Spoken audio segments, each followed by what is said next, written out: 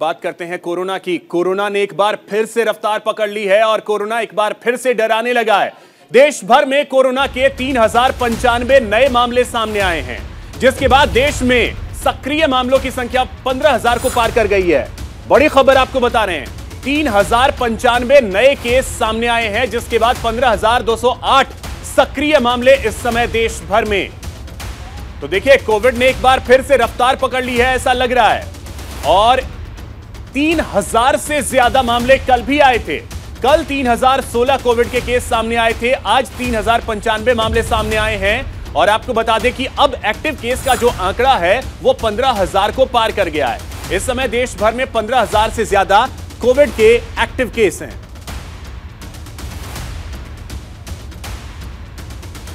अब देखिए, स्थिति यह है कि केरल, महाराष्ट्र, कर्नाटक, गुजरात ये ऐसे राज्य हैं जहां पे कोविड के केसेस फिर तेजी से बढ़ने शुरू हो गए।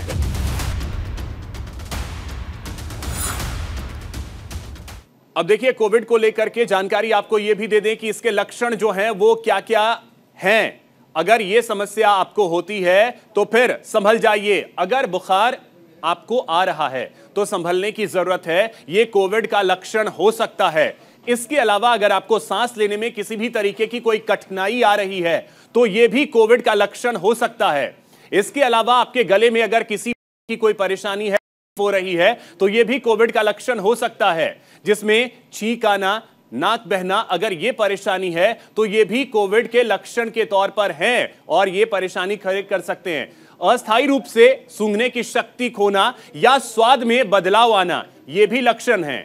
ये लक्षण सर्दी और फ्लू जैसी ज्यादातर होने वाली अन्य आम बीमारियों के समान ही होते हैं, जिसमें जुकाम और फ्लू इसकी अगर बात कर ली जाए या कोविड-19 के लक्षण अमूमन एक तरीके के होते हैं। अगर यह समस्या आपको है तो आप जल्द से जल्द डॉक्टर से सलाह लें, डॉक्टर से मुलाकात करें।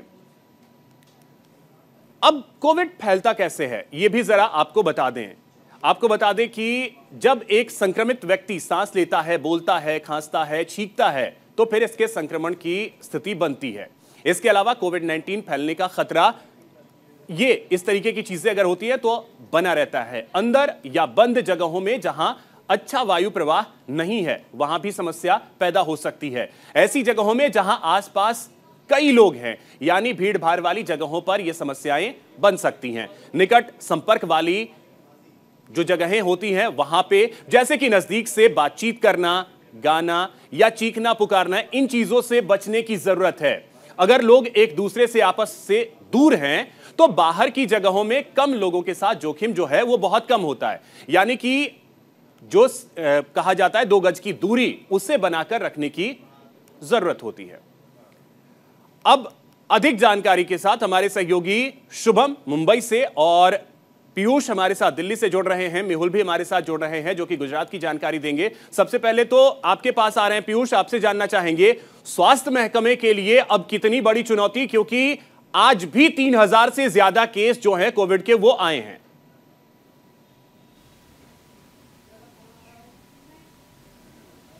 बिल्कुल, आज भी 3000 से ज्यादा केस कोविड के आए हैं। 15,000 के पार कोविड का आंकड़ा पहुंच चुका है। लगातार तेजी से बढ़ रहे हैं।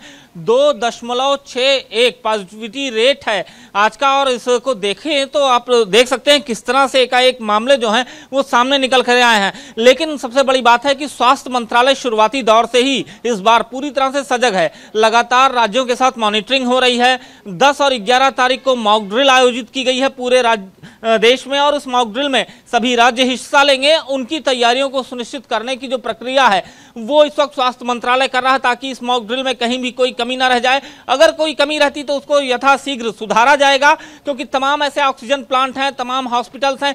इस बार की मॉक ड्रिल सबसे खास अभिषेक इस बात की है कि प्राइवेट हॉस्पिटल्स को भी इस मॉक ड्रिल का हिस्सा बनाया गया है। तो कहीं ना कहीं सरकारी व्यवस्थाओं के साथ साथ प्राइवेट हॉस्पिटल भी कितने दुरुस्त हैं अगर कोविड की ये महामारी फैलती है और बड़ा विकराल रूप लेती है। तो इसलिए सभी तैयारियों को सुनिश्चित किया जा रहा है। लगातार प्रधानमंत्री भी इस पूरी प्रक्रिया को मॉनिटर कर रहे हैं, उनका कार्यालय भी मॉनिटर कर रहा है। खुद स्वास्थ्य मंत्री मनसुख भाई मांडविया भी इस प्रक्रिया का हिस्सा हैं और वो लगातार मॉनिटरिंग कर रहे हैं, लगातार मीटिंग वर्चुअली और फिजिकली ले रहे हैं। ठीक है मेहुल, आपके पास आ रहे हैं। गुजरात में आज की क्या स्थिति रही है, पहले वो बताएं, और साथ ही साथ अब स्वास्थ्य महकमे को कितना सतर्क होने की जरूरत है, साथ ही लोगों को भी किस तरीके से सावधानियां बरतने की जरूरत आन पड़ी है। देखिए, ट्रैक टेस्ट और जो उनकी बात है, जो केंद्र सरकार के निर्देश है उस पर ही गुजरात सरकार काम कर रही है। कई अस्पतालों में जो है कोविड के अलग जो वार्ड है उनको बनाया गया है। पर सबसे बड़ी चिंताजनक बात यह है कि आज शाम से अहमदाबाद के नरेंद्र मोदी स्टेडियम में IPL का आगाज हो रहा है। बॉलीवुड के कई सारे जो नायक हैं वो यहाँ परफॉर्म करेंगे। मैं आपको बताऊं, तकरीबन 1,20,000 के दर्शकों की तादाद यहाँ पर स्टेडियम में बैठ सकती है। इस तरह की तैयारियां हैं। पर सबसे बड़ा मामला यह है कि अगर देश भर के अलग अलग राज्यों के स्टेडियम में IPL खेला जाना है, उस वक्त अगर इतनी 80,000 से 1,00,000 की भीड़ जमा होती है तो ये खतरे की घंटी है। अभी एक और चीज फैलने के मामले तो है। मेहुल, एक चीज और आपसे जानना चाहेंगे, अभी की स्थिति में गुजरात में गाइडलाइंस क्या क्या हैं कोविड को लेकर के, स्वास्थ्य महकमे के गाइडलाइंस क्या क्या है? देखिए, आधिकारिक तौर पर हैंड वॉश या जो मास्क लगाना है उसके बारे में कोई सुनिश्चित गाइडलाइन नहीं आई है। पर ये उम्मीद जताई जा रही है कि अगर इसी तरह आंकड़े सामने आते गए, कल 350 से ऊपर आंकड़े आए थे, एक्टिव केस जो है वो 2200 के पार चले गए हैं कोविड-19 के। कल कच्छ में एक की मौत हो गई थी, 384 जितने मामले। सबसे ज्यादा केसेस जो है कोविड के 123 अहमदाबाद में दर्ज हुए हैं।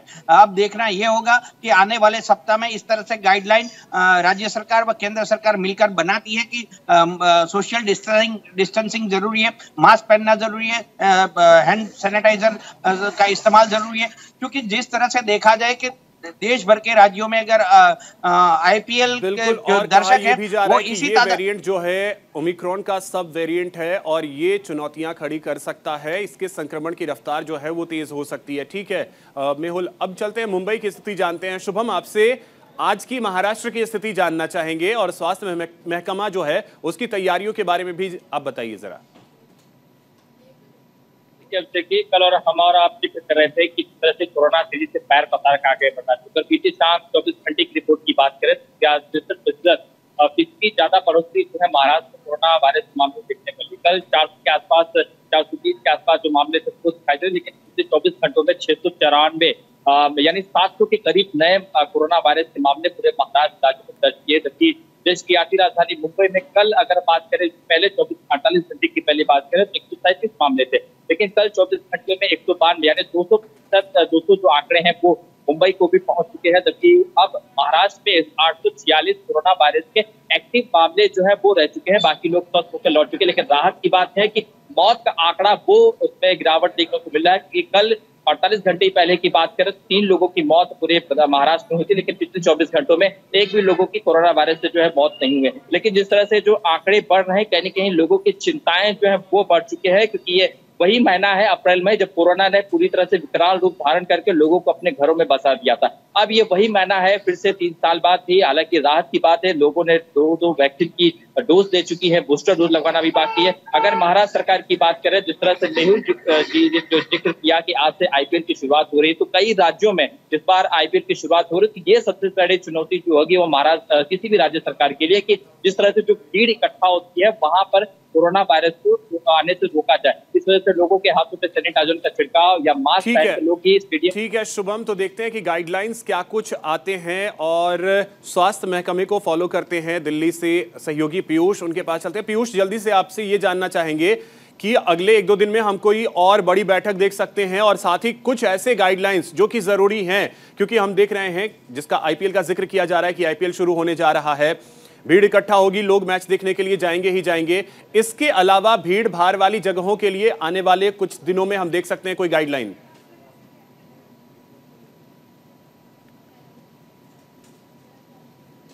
आपको बता दूं कि बीते शनिवार को स्वास्थ्य महकमे ने एक गाइडलाइन जारी की थी, जिसमें महाराष्ट्र, केरल, गुजरात, आंध्र प्रदेश, तमाम ऐसे राज्यों के लिए जहां पर लगातार ये मामले बढ़ रहे हैं, उसके अलावा पूरे देश के लिए जारी की थी। उसमें साफ तौर पर उन्होंने कहा था कि टेस्टिंग बढ़ाई जाए, डॉक्टर और हेल्थ वर्कर्स ये मास्क का प्रयोग करें, उसके अलावा लोग भी मास्क लगाएं, साथ ही साथ भीड़ भाड़ वाली जगह पर जाने से बचें, जहां अगर जाना भी पड़े तो पूरी तरह से कोविड प्रोटोकॉल जो है उसका पालन किया जाए। लगातार स्वास्थ्य महकमे की ओर से एडवाइजरी जारी की जा रही है और ये एडवाइजरी राज्यों को भेजी भी जा रही है। अब राज्यों को इसको किस तरह से पालन कराना है, किस तरह से सुनिश्चित पालन कराना है, ये देखना है। हालांकि सबसे बड़ी बात है कि राज्यों में भी धीरे धीरे लोग खुद भी जागरूक हैं और लोग इस चीज का पालन कर रहे हैं। तमाम जहां लोग निकल रहे हैं तो मास्क, बिल्कुल लोग भी जागरूक हैं और उन्हें जागरूक होना ही पड़ेगा, क्योंकि अगर जागरूक नहीं होंगे, जो गाइडलाइंस हैं उसे फॉलो नहीं करेंगे, तो फिर 2020-21 का दौर सबको याद है। बहुत शुक्रिया पीयूष आपका, शुभम आपका भी बहुत शुक्रिया, मेहुल आपका भी बहुत शुक्रिया तमाम जानकारी के लिए। तो देखिए, कोविड के केसेस एक बार फिर से बढ़ने लगे हैं। ऐसे में न्यूज इंडिया भी आपसे यह अपील करता है कि भीड़ भारी वाली जगहों पे अगर आप जाते हैं तो मास्क का इस्तेमाल करना शुरू कर दें। वहीं बात अगर गुजरात की कर ली जाए तो गुजरात में भी बवाल देखने को मिला है। फतेहपुरा और कुंभारवाड़ा इलाके में शोभा यात्रा पर पथराव किया गया है। कुंभारवाड़ा में पथराव से कई लोग जख्मी हो गए। देर रात पुलिस ने कई उपद्रवियों की धरपकड़ भी की है। उपद्रव के आरोप में कई लोगों को हिरासत में भी लिया गया है। तो आपको बता दें कि कुंभारवाड़ा में यहां पे उपद्रव के बाद एक्शन पुलिस का देखने को मिल रहा है।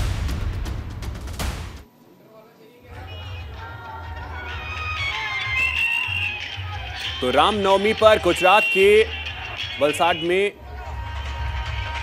ये तस्वीरें हम आपको दिखा रहे हैं। और इसी बीच देखिए अभिषेक, माफ कीजिएगा, वडोदरा में, और इसी बीच अभिषेक मनु सिंघवी ने एक ट्वीट किया है। भगवान राम भारत के लोक जीवन के कण कण में बसे हैं। रामनवमी के पावन त्योहार पर देश भर में सांप्रदायिक तनाव बेचैन करने वाला। सबसे बड़ी बात उन्होंने इसमें लिखा है कि दंगे कभी होते नहीं, कराए जाते हैं। सभी को पता है कि दंगों में महारत किनकी है।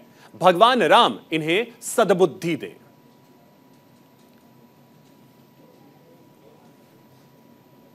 और इसी बीच बड़ी खबर आपको बता दें, भोपाल में सिंधी समाज का एक बड़ा समागम आज होने जा रहा है।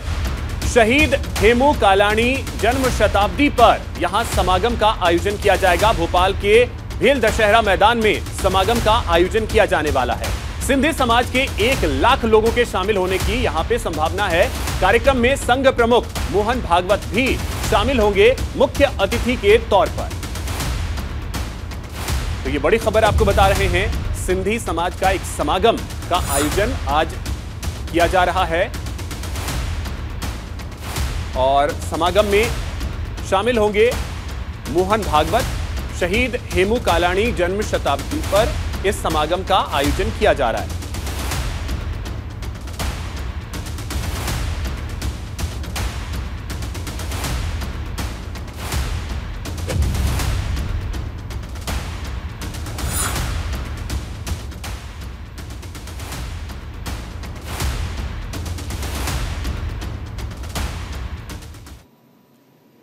वहीं एक और बड़ी खबर आपको बता दें, इंदौर हादसे में मरने वालों की संख्या बढ़ी है। मंदिर में हादसे में अब तक 35 लोगों की मौत हो चुकी है।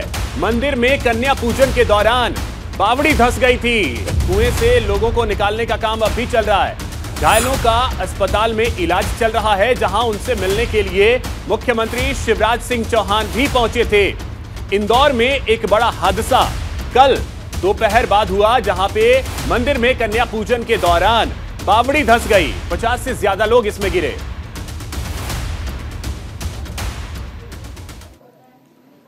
और चलिए अब बात कर लेते हैं आईपीएल की। आज से आईपीएल 2023 का आगाज होने जा रहा है। गुजरात के नरेंद्र मोदी स्टेडियम में आईपीएल का आगाज होगा। आईपीएल की सभी टीमों की जोरों पर तैयारी भी चल रही है। आज का मुकाबला जो है वो चेन्नई सुपर किंग्स और गुजरात टाइटंस के बीच होने वाला है।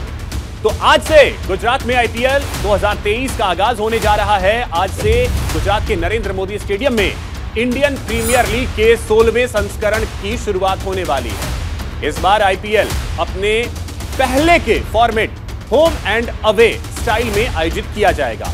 इस बार के आयोजन से आईपीएल के पुराने रंग में लौटने की उम्मीद है।